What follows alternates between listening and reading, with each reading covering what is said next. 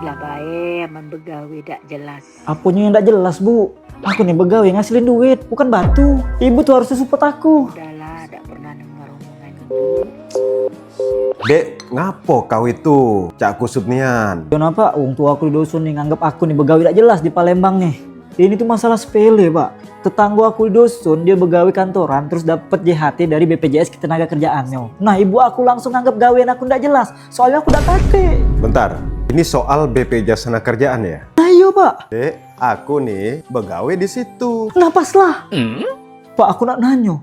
BPJS Ketenagakerjaan itu hanya untuk yang begawe kantoran maya, Po. Kalau yang cak freelance itu bisa dah sih ngurus atau punya BPJS Ketenagakerjaan? Jadi Cak ini BPJS Ketenagakerjaan itu yang pertama melindungi pekerja penerima upah. Kemudian yang kedua melindungi pekerja bukan penerima upah. Terus